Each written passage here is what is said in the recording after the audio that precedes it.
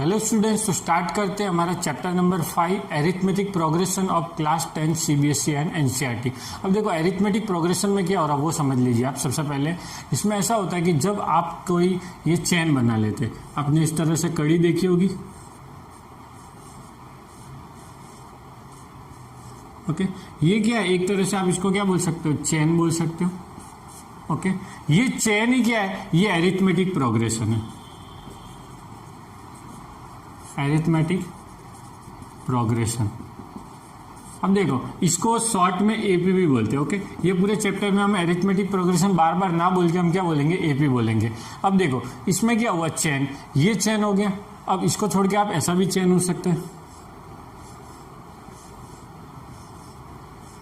Okay. मतलब जो chain होता है उसी को क्या बोलते हैं, एपी। ये तो हो गया हमारा कॉमन लैंग्वेज में। अब मैथमेटिकल लैंग्वेज में कैसे बोलोगे, तो मैथमेटिकल लैंग्वेज के लिए समझ लीजिए, सपोज 1 2 3 4 5 6 ऐसे अनलिमिटेड तक जा सकता है, या फिर ऐसा भी हो सकता है 1 2 3 4 5 6 7 8 9 10, ओके।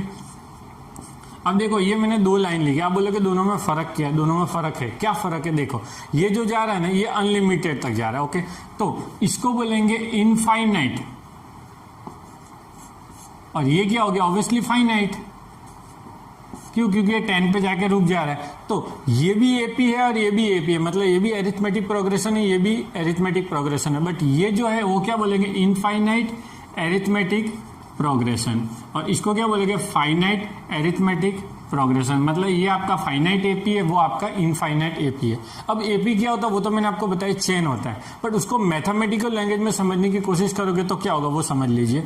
यानी देखो ये फर्स्ट टर्म है आपका 1, फिर क्या आ रहा है 2 आ रहा है, फिर 3 आ रहा है, फिर 4 आ रहा है, फिर 5 आ रहा है, ओके। ऐसे आगे जा रहा है। तो अब इसके अंदर क्या हो रहा है, देखो ये फर्स्ट टर्म, तो इसको बोलेंगे A1, सेकंड वाले को बोलोगे A2, इसको बोलोगे A3, इसको बोलोगे A4, इसको बोलोगे A5, ऐसे लास्ट टर्म तक जाएगा।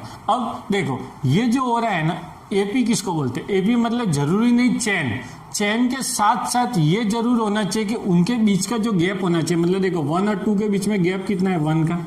फिर 2 और 3 के बीच में गैप कितना है, 1 का। फिर 3 और 4 के बीच में गैप कितना, 1 का। इसके बीच में गैप कितना है, 1 का। मतलब जो नंबर्स होते हैं आपके, उसके अंदर जो गैपिंग होता है वो गैपिंग क्या होना चाहिए, इक्वल होना चाहिए। अगर गैपिंग इक्वल नहीं है तो वो एपी नहीं है। कैसे, देखो सपोज ये 1, यहाँ पे 3, फिर 5, फिर 8, फिर 9, फिर 11।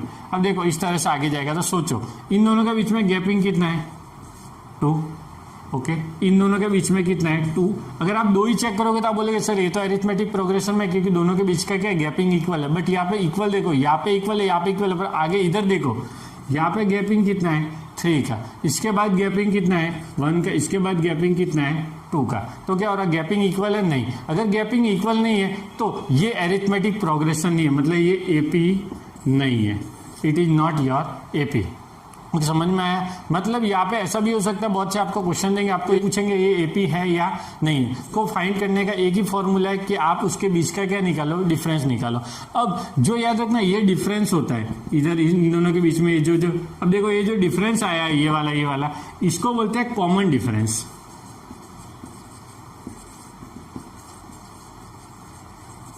क्या बोलते हैं, कॉमन डिफरेंस, ओके। तो ये जो डिफरेंस आता है वो क्या आना चाहिए, इक्वल आना चाहिए हर टर्म के बीच में। अब आप ऐसा बोलोगे सर हमको क्वेश्चन में बहुत लंबा दे दिया तो हमको क्या सबका डी चेक करना पड़ेगा, इस कॉमन डिफरेंस को डी से डिनोट करते हैं, ओके। तो हमको सबका कॉमन डिफरेंस फाइंड करना पड़ेगा। तो नहीं, ऐसा नहीं, आपको हमेशा कोई भी एपी देंगे उसमें 2 या 3 या ज्यादा 4-5 टर्म ही होगा। तो आप क्या निकालोगे, 2-3 निकालोगे तो आपको ऑटोमेटिकली आइडिया आ जाएगा कि वो एपी है या नहीं है। तो ये कॉमन डिफरेंस को डी से बताते हैं। अब सबके बीच का कॉमन डिफरेंस क्या होना चाहिए, इक्वल होना चाहिए, तो ही वो एपी है, वरना वो एपी नहीं है। एक दो और समझा देता हूं, देख लीजिए।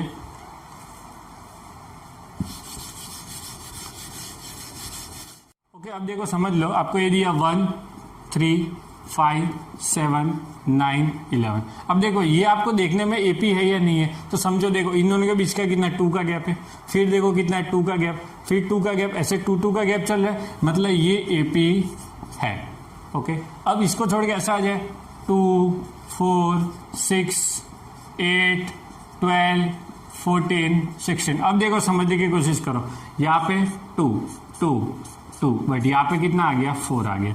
तो ये एपी नहीं है, मतलब ये आपका एरिथमेटिक प्रोग्रेशन नहीं है। इतना समझ में आया? मतलब जहाँ पे कॉमन डिफरेंस इक्वल होगा वहीं पे क्या होगा, एपी होगा। अगर कॉमन डिफरेंस इक्वल नहीं है तो एपी होगा नहीं। मतलब आपको ये पूरा जो चेन दिया होगा, ये जो आपको यहाँ पे नंबर्स दिए होंगे, उस सबके बीच का कॉमन डिफरेंस क्या होना चाहिए, इक्वल होना चाहिए।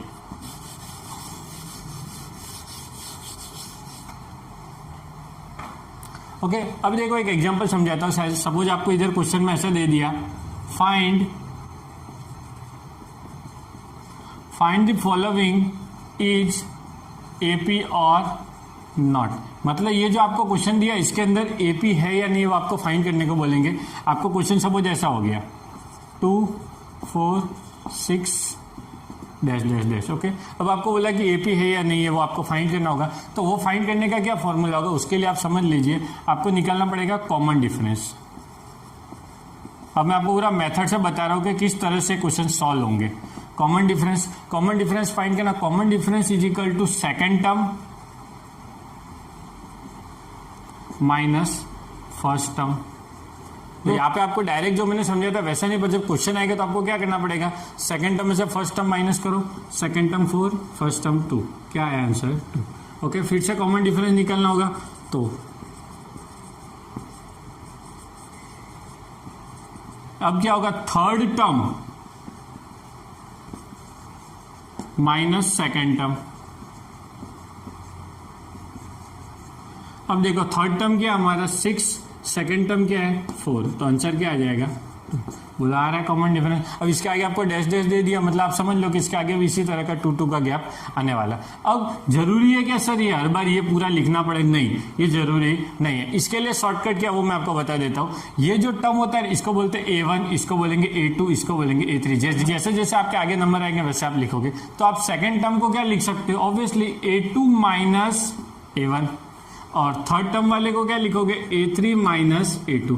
जरूरी नहीं कि आपको इतना बड़ा फॉर्मूला लिखना, आप डायरेक्ट क्या कर सकते हो A2 माइनस A1 कर सकते हो, A3 माइनस A2 कर सकते हो। ऐसा कुछ भी करके आप क्या अपना डिफरेंस, कॉमन डिफरेंस निकाल सकते हो और उसके अकॉर्डिंग आप क्या कर सकते हो, इसके आंसर ला सकते हो। आपको समझ में आया कैसा। एक और क्वेश्चन देता हूँ, देखो इसमें ऐसा है 1, 8, 16, 27 डैश डैश डैश। अब आपको बोला ये एपी है या नहीं, तो आप क्या निकालोगे, कॉमन डिफरेंस।